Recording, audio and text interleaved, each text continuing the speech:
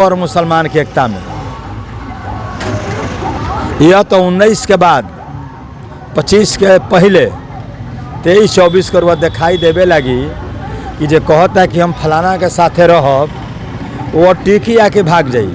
क्या कि माननीय रमेश जी के भी देख के लोग वोट ना दी, वो लोग देख माननीय प्रधानमंत्री के देख के आ जैसे नज़दीक आई तो लोग कही मोदी जी जिंदाबाद और रमेश कुशवाहा मुर्दाबाद। ठीक यह बात माननीय हिना जी पर लागी, क्या कि आज तो कुलो नहीं खे दिले ना वो लोग आगे दी, लेकिन वो लोग अपना राजनीति में अपना टेक्टिकल लाइन में अगर वो सफल हुई तो लोग के धन्यवाद देव। लेकिन हमने के विश्लेषण बा कि सफल ना हुई। माननीय अवध बिहारी चौधरी के पलरा बहुत भारी बा आ उनका वोट में कहीं भी टूटन नहीं खे। इस महागठबंधन को उम्मीदवार सबसे ईमानदार, सबसे बढ़िया, ना कोई के लड़का उठौले बेड़े, ना जमीन दखल कैले बेड़े, ना कोई के मार काट कैले बेड़े, सबसे बढ़िया, सबसे सुंदर, ना कोई का अनादर कैले बेड़े। पूरा सिवान के जनता लोग मन बना ले बा। मैं हूँ राजेश पांडे, आप देख रहे हैं श्री नारद मीडिया। नारद मीडिया इस समय सिवान जिले के हसनपुरा चुनावी कार्यालय में है। महागठबंधन का ये कार्यालय है।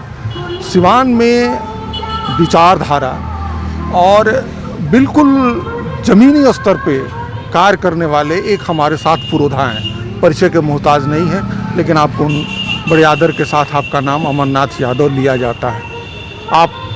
हम मीडिया बंधु भी इन्हें चाचा के नाम से पुकारते हैं। विचारधारा के स्तर पर ये चुनाव कितना महत्वपूर्ण है? अपने बात शुरू करे से पहले रुआ टीम के हम अपना तरफ से, महागठबंधन की तरफ से रुआ का धन्यवाद करते हैं। और पूरा देश में आज के तारीख में विचारधारा के लड़ाई बहुत तेज चलता है। एगो विचारधारा बा कि देश में एक लाइन के वो खड़ा करे। दूसरा धारा चलता महागठबंधन से लेके इंडिया तक कि जिस तरह का नफरत के राजनीति चलता देश में, यह बात गलत बा। ऐसा ना चले के चाहिए। देश आज़ाद बा, सबका रहे का अधिकार बा, चुनाव लड़े का अधिकार बा। जे अधिकारी हमने के दियावले बड़े, जकरा अधिकार से हमरा बोले का अधिकार बा, भाषण देवे का अधिकार बा। पानी भी कुदरत के देन हो। एगो वो समय रहे कि पानी पिए के भी अधिकार हमने के ना रहे, लेकिन डॉक्टर भीमराव अंबेडकर अपना कलम से, अपना ज्ञान से, अपना बुद्धि से आंदोलन करे के पड़ल कि पानी का अधिकार सबकर बा, सबका पिए के चाहिए। लेकिन व्यवहार में हमनी खातिर पोखरा दूसर, रउआ खातिर पोखरा दूसर, हमरा खातिर कुआं दूसर और रउआ खातिर कुआं दूसर। एकरा खातिर भी डॉक्टर भीमराव अंबेडकर जी के आंदोलन करके पड़ल। आ एकरा खातिर हम महागठबंधन के तरफ से, इंडिया के तरफ से धन्यवाद देतानी, प्रणाम करतानी, लाल सलाम करतानी। रुआ काफ़ी नज़दीक से, काफ़ी धरातल से सिवान के ज़मीन देख ले।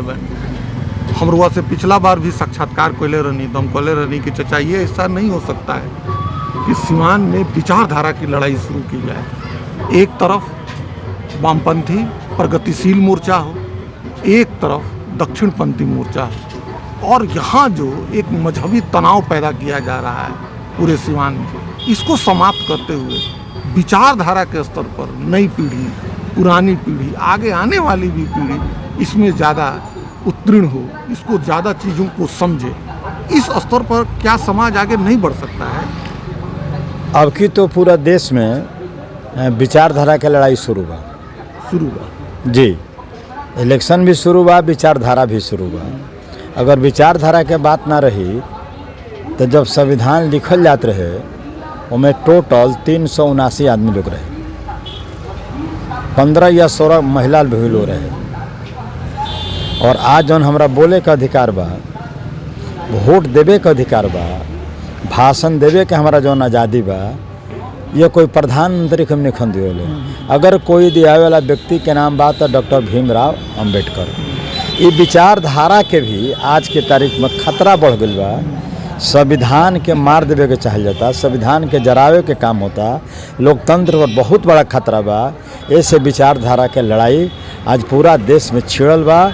आ दोनों विचारधारा के लड़ाई दो पुल पर लोग खड़ा बा, एगो इंडिया और महागठबंधन आ एक तरफ भाजपा। बाकी बीच में कोई ऐसा विचार नहीं है जकर मुकाबला कर सके। और धारा में वामपंथ भी शामिल बा, महागठबंधन भी शामिल बा, कांग्रेस भी शामिल बा, CPM CPI VIP भी शामिल बा जी। हम मीडिया का काम है, हम लोग पे आरोप भी लगते हैं, लेकिन हम लोग जाते हैं, बात करते हैं जी। लोगों का यहाँ कहना ये है कि अगर ये सीट महागठबंधन के तहत अगर माले को जाता तो वो कहीं ज़्यादा बेहतर स्थिति और लड़ाई रहती। और दूसरा एक सवाल का और जवाब दीजिए कि क्या इस बार सीवान में चुनाव में M और Y समीकरण क्या टूट गया है? देखिए, हमने के फिर पुराना इतिहास हुई तरह और साथी कहन कि पिछला बात मत पूछी। एक बार ऐसा समय आई रहे 1952 के बाद जब चुनाव भई तो बिहार के पूर्व मुख्यमंत्री दरोगा प्रसाद जी चुनाव लड़ने सीवान से, आज झूलन सिंह गोपालगंज से आकर लड़नी सीवान में। 96,000 वोट केवल यादव बिरादरी के मिलल दरोगा प्रसाद जी के।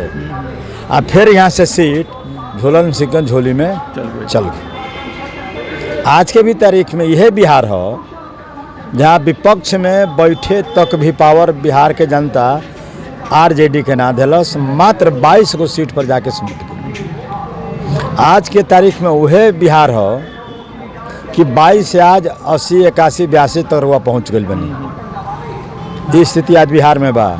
आ 34 साल के एगो लड़का पर देश के बड़ा बड़ा नेता, बड़ा बड़ा हेलीकॉप्टर बिहार में आवे के पड़ गई, आही के ना पड़ गई, रोड पर पैदल चले के पड़ गई। ई तेजस्वी के देन बा, बिहार के जनता के देन बा। अब लोकतंत्र बा, अधिकार रहो बा, अधिकार हमरो बा। मुंह बनल बारुआ कुछ भी मिलेगा विस्तार। तो याद रखिए तारीख 25 मई को नंबर एक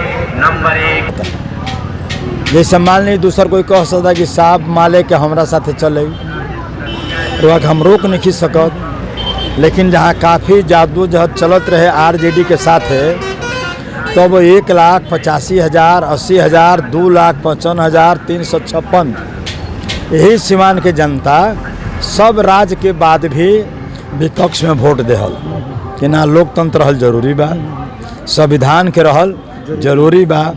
अब कोई कह सकता कि हम जीतत तनी हमरा कोई ना हराई। ऐसन के कोई देश के मूर्ख नेता होई जे कहे कि ना हम 2 सीट जीते, पूछाई हमारा, हम कहब कि 40 के 40 हम सीट जीतत तनी। जैसे माननीय प्रधानमंत्री मोदी जी कहतनी कि 400 से हम पार कर जाए, हम कहतनी कि 200 से नीचे आ जाए, 150 से नीचे आ जाए तो मुँह के बात छोड़ दी। दूसरा सवाल यादव और मुसलमान की एकता में, यह तो 19 के बाद 25 के पहले 23-24 के बाद दिखाई देवे लगी कि जे कहता कि हम फलाना के साथे रहब वो टीकी आके भाग जाई। क्या कि माननीय रमेश जी के भी देख के लोग वोट ना दी, वो लोग देख माननीय प्रधानमंत्री के देख के आ जैसे नज़दीक आई तो लोग कही मोदी जी जिंदाबाद और रमेश कुशवाहा मुर्दाबाद। ठीक यह बात माननीय हिना जी पर लागी, क्या कि आज तो कुलो नहीं खे दिले ना वो लोग आगे दी, लेकिन वो लोग अपना राजनीति में अपना टेक्टिकल लाइन में अगर वो सफल हुई तो लोग के धन्यवाद देव। लेकिन हमने के विश्लेषण बा कि सफल ना हुई। माननीय अवध बिहारी चौधरी के पलरा बहुत भारी बा, उनका वोट में कहीं भी टूटन नहीं खे। इस महागठबंधन को उम्मीदवार सबसे ईमानदार, सबसे बढ़िया, ना कोई के लड़का उठौले बेड़े, ना जमीन दखल कैले बेड़े, ना कोई के मार काट कैले बेड़े, सबसे बढ़िया सबसे सुंदर, ना कोई का अनादर कैले बेड़े। पूरा सीवान के जनता लोग मन बना ले बा कि बड़ी भाग से, बड़ी संजोग से हमने कैसन उम्मीदवार से भेंट भइल बा। ऐसे हमने के लमटेन छापर बटन दबाएब सो आ 25 तारीख के वोट डाल के माननीय अवध चौधरी के जिताएब से। एक थोड़ा देर खातिर सारा हटा दिया जाओ। एगो लास्ट जोन आज राजद के महागठबंधन के जा स्थिति बा का एकरा से बेटर ना हुई तो बेहतर ना हुई जब माले के ही सीट गई रही ओकरा पक्ष में। देखिए, जब एकता बनेला, महागठबंधन बनता, तो जहाँ गठबंधन के फैसला होई, जहाँ इंडिया के फैसला होई, ओकरा हमारा लागू करे के बा।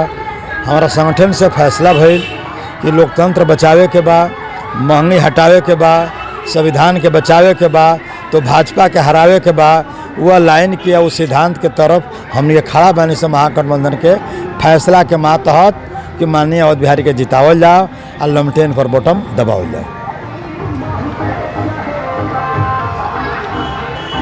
देखिए, राजनीति जीवन में सबसे बड़ी बात होती है विचारधारा की, और ऐसे व्यक्ति को पुरोधा इसलिए कहा जाता है कि ये विचारधारा से ऐसे लोग काफ़ी मजबूत होते हैं। जिस विचारधारा के साथ हैं रहेंगे, मरते दम तक रहेंगे। सिवान का वो दिन याद है जब इनका चुनाव चिन्ह टांगी छाप हुआ करता था। हम लोग दिल्ली में पढ़ा करते थे और ये कहा जाता था कि अब की टांगियाँ ही टांगी, और बहुत तरह की बातें हैं। तो इसलिए अमर चाचा का नाम विचारधारा में सर्वश्रेष्ठ है, आगे भी रहेगा। और ऐसे लोग जब तक समाज में रहेंगे, समाज विचारधारा से बढ़ता रहेगा, समाज में संवाद रहेगा, लोकतंत्र जीवित रहेगा। लोकतंत्र का ऐसा राष्ट्रीय पर्व भी आगे बढ़ता रहेगा।